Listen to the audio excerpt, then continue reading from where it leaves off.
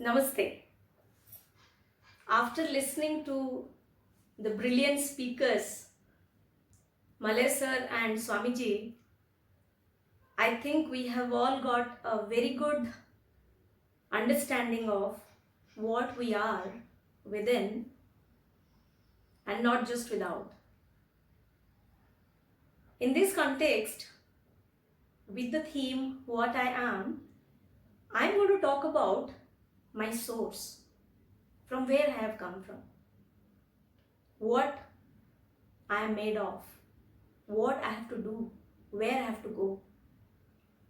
So, to cover all these points, let me start with those questions which we keep on haunting. There are certain questions which we are always asking ourselves. We want to know who we are, why we are here, and if there is any goal to life, if there is any design of life behind this wonderful universe. As all of you know, there are so many religious, philosophical, scientific interpretations to answer these questions. And still, some of us find them incomplete and unsatisfactory. Whereas, intuitively, somewhere or the other, we feel that there has to be an answer to it. There is definitely an answer to it. So, to talk about it in detail, let me take examples of these small flowers called morning glory. They come, they bloom in the morning, and then within few hours they die. You all must have seen these flowers. And interestingly, in their death also, they are almost as beautiful as when they were alive. In their death, these little flowers do not lose the quality of a flower. We human beings live for, say, 30, 40, 80 years. We live in great conflict, in misery, in passing pleasures, and we die rather miserably. Why miserably? Because without delight in our heart, and in death, we are as ugly as in our life. So when I'm talking about who am I or what am I, what is my true nature of being? Let me be very clear that I'm not going to talk about any idea. I'm going to talk about facts here. Going back to this example of this morning glory flower, the flower blooming with all its beauty, with all its delicate fragrance, that is a fact. The dying of it also after a few hours is also a fact. Most of us live with ideas. We have a lot of formula. We have concepts. We have great memories. So we are always dealing with something or the other pertaining to ideas and not facts. We never come in contact with anything that is a fact, the truth. There are vast and immutable laws governing the progress of life. You all know it. We have experienced it.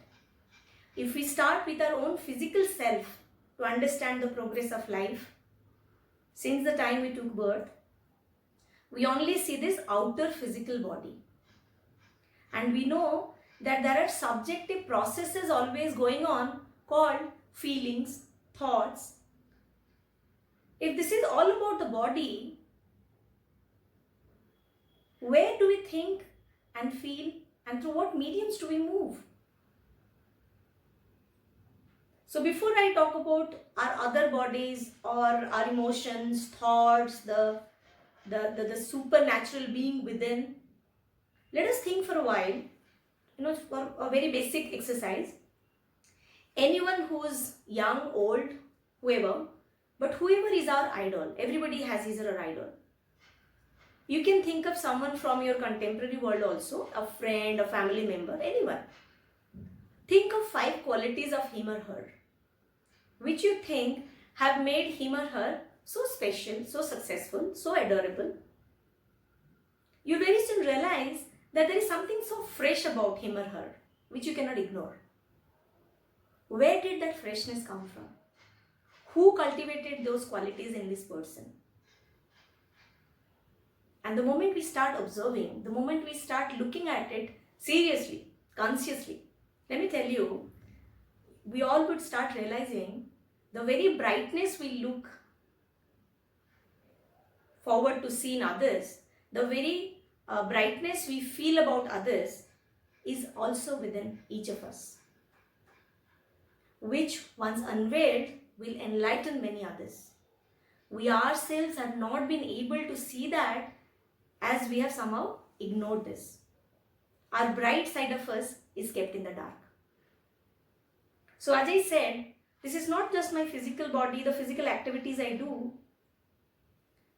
Simply speaking, the threefold thing which you could actually easily see: my thought, feeling and action. Everybody can see that. How am I thinking? How am I feeling? What am I doing? These are all correlated. All human beings at this threefold. And interestingly, we are also centers of energy or power or whatever you think when you feel or act, and we send this out. When we send these forces out, the universe also answers accordingly. So the way we are, we get those vibrations. The way I think, I get similar thoughts. The way I act, I get linked to similar set of people who are actually acting in that direction. So what we see here, this body, this physical body or this coat of skin, it will change all the time. We all know it. Like the way I was born, I'm not like this. I'm growing old. As long as we have it, we put in touch with the surrounding world because we have our five senses. But the great powers of our thought and feeling, which make us truly human, is beyond the body. So the realities of life can be known only by direct experience. No verbal description can make us known to that fact, or even the highest effort of imagination, if you could try. I'll just imagine what is that. I probably cannot know that. So what to know the entire universal reality, if we break it into three aspects: something to know, somebody is knowing, that's why I'm a knower, I have to know it, and the entire process of knowing is my perception. And when something is known, so this knower, knowing, known, or you may say perceiver, perception or perceived, it all are united. First of all, we see them fragmented, then we see the unity in it. I'll give an example. If we put an ordinary stone, any ordinary stone placed on a colored paper, it will not get affected by the colored light coming from the paper.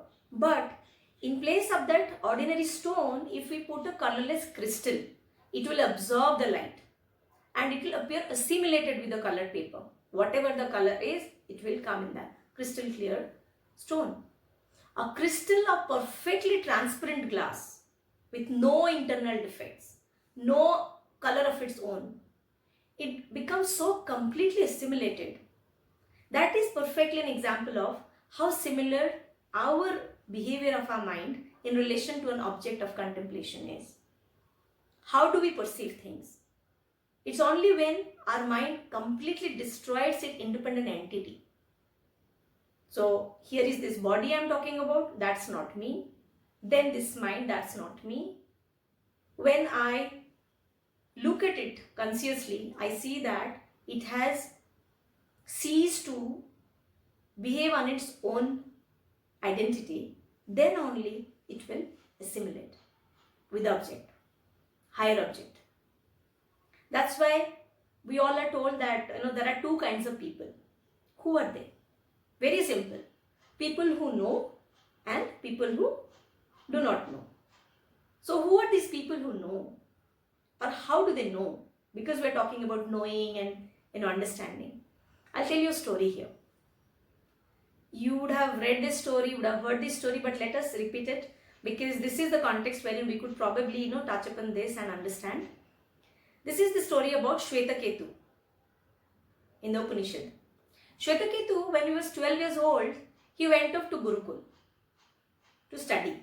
He studied the Vedas and similar subjects for good 10-12 years. In that period of time, he had been able to master many things. So, he had quite a good opinion of himself. He walked proudly with a smile that I know this. At the age of 24, when he came back to his parents, they were very happy to have him home again. But his father is Sage Udalaka, he noticed a bit of proud attitude in Shvetaketu. So one day he asked, okay my boy, now you consider yourself a very serious person and well-educated one. Let me test your knowledge.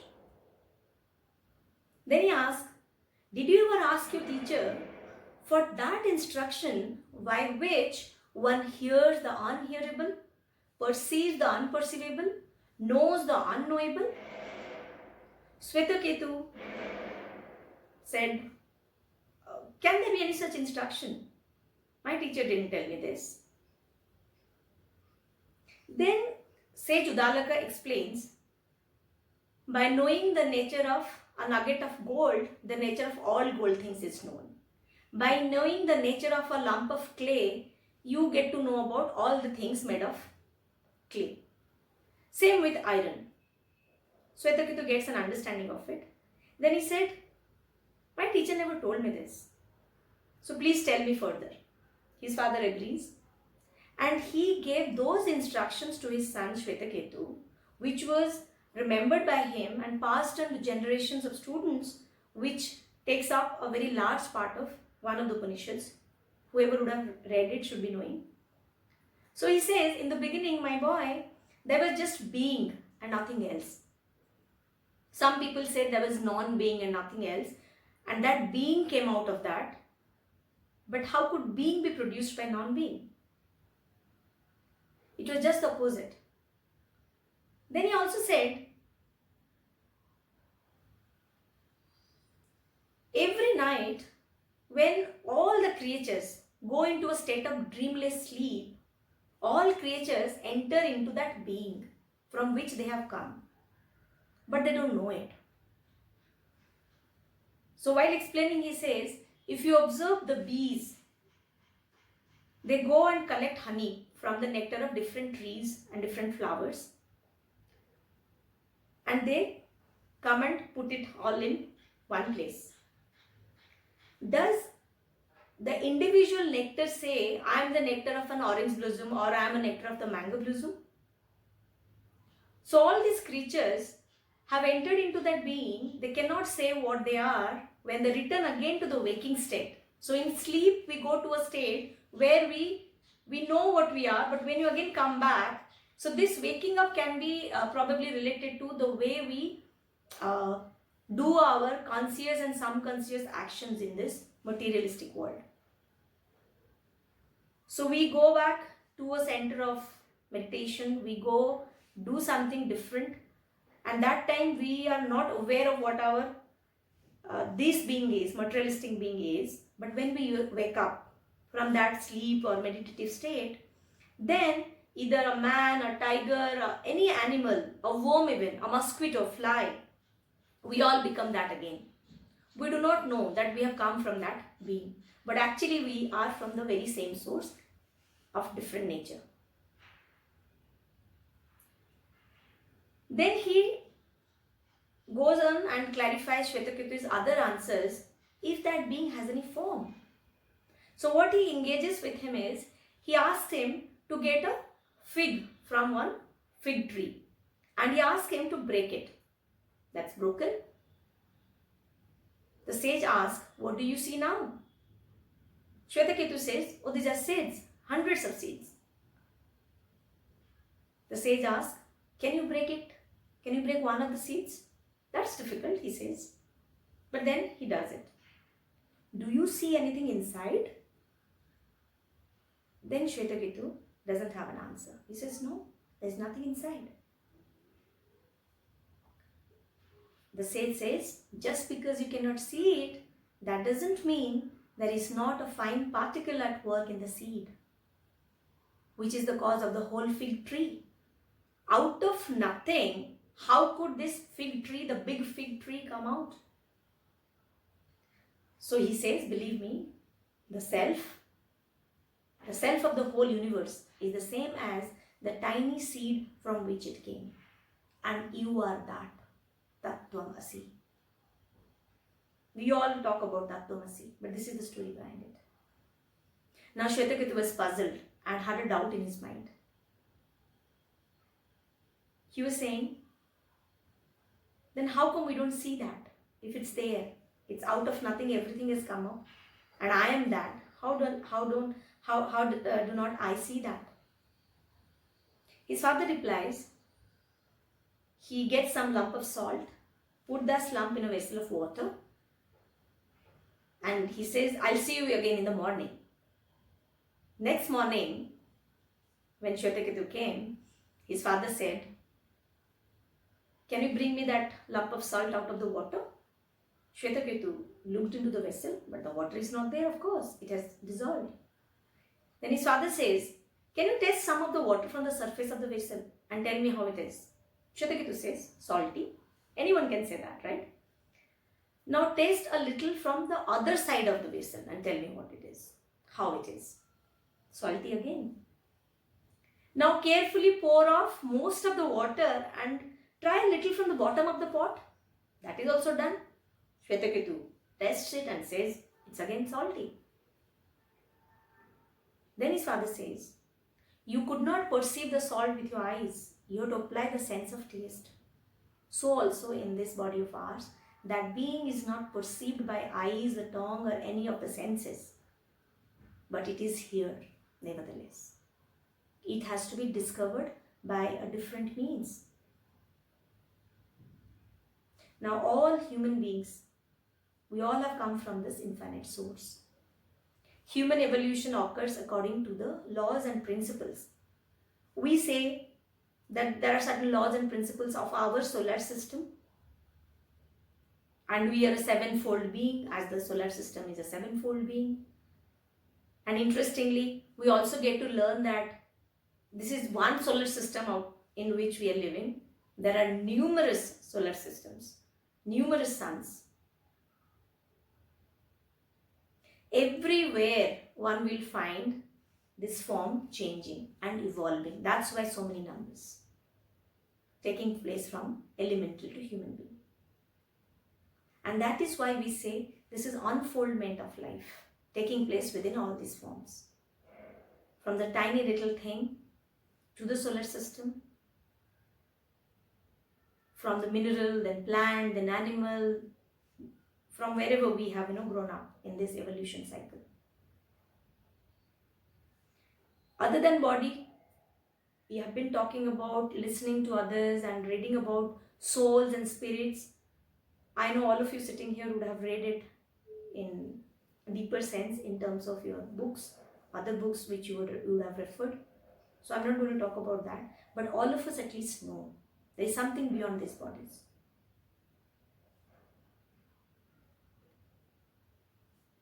And if I'm talking about minerals, plants, animals and human beings, I'm sure all of you will be knowing there is this law called law of septenary, seven-folded things. Like, for example, we say rainbow has 7 colors. Our whole week has 7 days. We all have 7 bodies.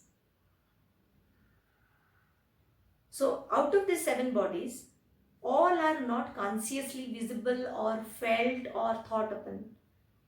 The rocks, the minerals, they don't have all the bodies developed. There are only 2 bodies developed in them.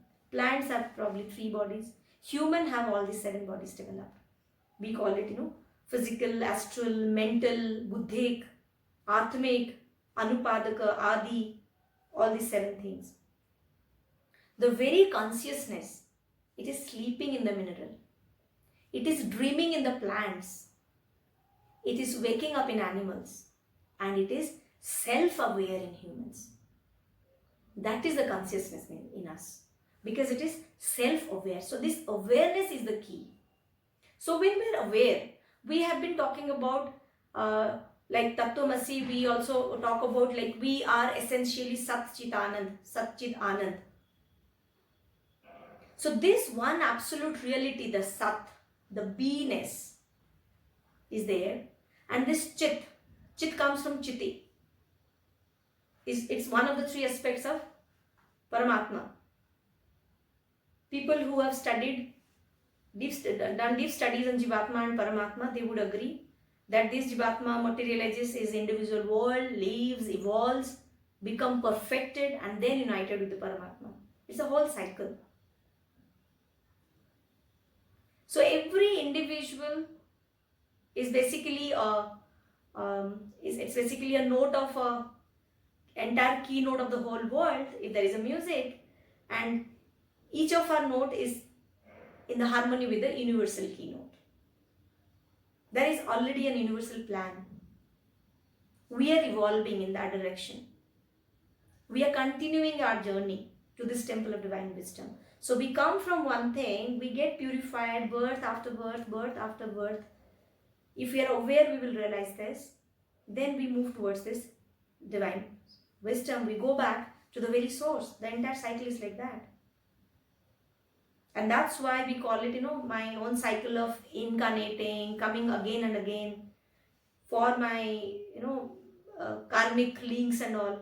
People talk about reincarnation, karma. We all reincarnate. Re means again and again. We incarnate. We take avatara. We do avatarana. We descend.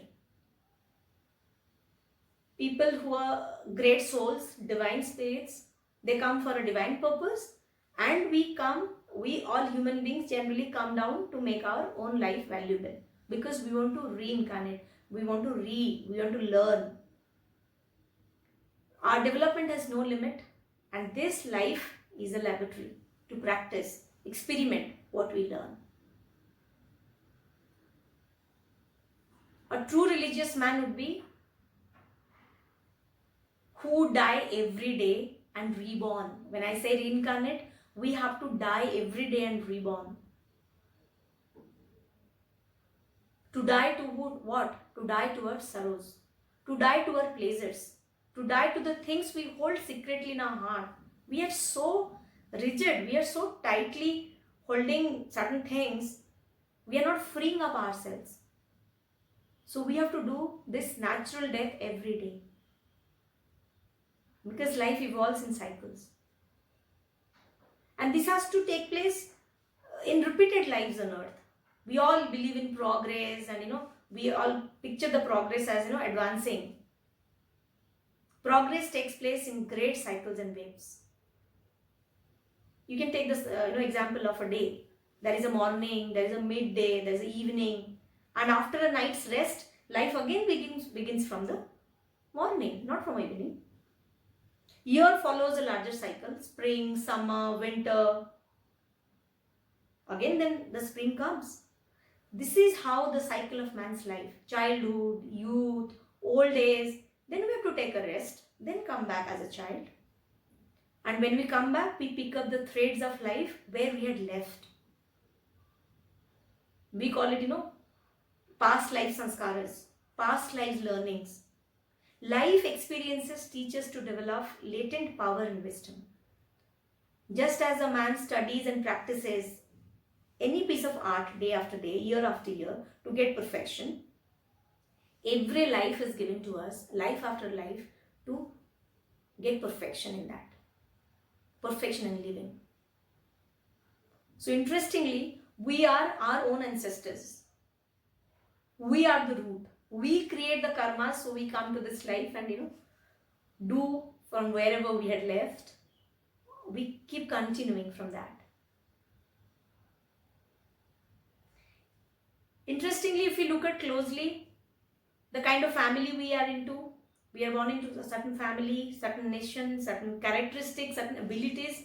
We are born with all this. It's not just a chance. It's a law. There is nothing called chance. So there are these laws of feelings, desire and thought, which work unfailingly, continuously. Like when we obey a law, we get the gist of it. If we disobey, we get some distortions.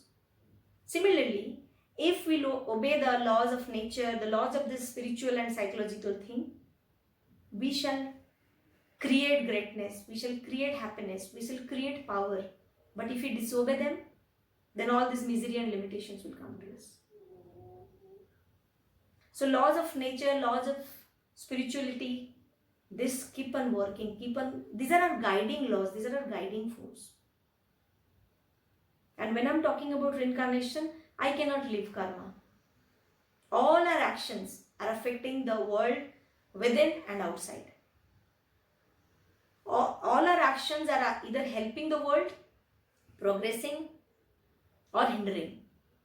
Our deeds, our very word, by our word and actions, if we have helped somebody, have given some cheerfulness to somebody sometime, somewhere, this will encourage the entire universe. This will come back with more power. And if we are unhelping, we are selfish, we are cruel, it will again come back, bringing frustration and tragedy and pain in our life. That's why the life is like this. So many people, so many different lifestyles, so many different thought process, so many different attitude towards life. Because whatever we sow, we will reap that.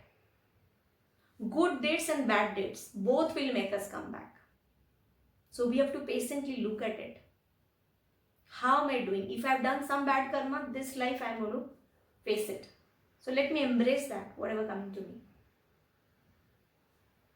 If I don't do it, I'm actually ignoring the laws. And moreover, we all should remember, we all know, but we should keep on remembering all these 5 tattvas we are made of. The Akasha, the Vayu, the Jal, the Agni, the Prithvi, all these 5 elements of which we are born, the 5 senses through which we operate, all our tendencies, we cannot just live them like this. The 3 gunas, the qualities with which we are born. We are not tendencies, we are not our gunas, we are not our 5 senses, we are beyond that. But this is how we operate through this. These are our vehicles. Through these vehicles we are operating. So we should know where we are operating. Though the past is dead, the tendencies of the past will come again and again. Because they are so deep rooted. They don't die for a very long time. They become active as soon as there are conditions favorable. The very moment we see, I've come to a temple, I'm feeling good. We are all in this discussion, we are feeling good. That's fine. But the very consciousness, the very awareness, if we hold on and see how the other tendencies are coming up. It's like there is at the bottom of a river, there is mud.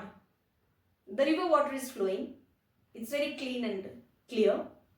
We are also, finding it usable. But then there is mud inside it. If there is a flood, there is some disturbance, the water will become muddy. It will be again charged with impurities. So all our tendencies become active as soon as there are conditions favorable to those activities. We can understand this from our own experience. So it's very much required to understand what am I made of. If I am made of so and so, how are those tendencies helping me in my day-to-day life, day-to-day living? A little observation should help us. What am I made of? Like organ systems, scientifically, digestive system, respiratory, my nervous system. All these systems are made of organs. Again, if I get into the deeper of it, organs are made of tissues. Again, cells. Each cell has atoms, then has a nucleus, protons, neutrons. And if one proton is blasted, there are 3 quarks, positive, negative, and neutral. If I refer to Hinduism, that positive is Brahma, that negative is Shiva, the neutral is Vishnu. Now if each quark is blasted, then we'll again get 3 surf quarks. Again blast those, the surf quarks, there is nothing, like the fig tree seed of Shvetaketu story. At physical level, we are made of nothing, shunya. When we leave this physical body, this physical world, Shiva will leave first. Atma, spirit. Physical body or matter, Brahma will leave the next. And at the end, the winding force, Vishnu, will leave. That's why this trinity comes in our Hinduism.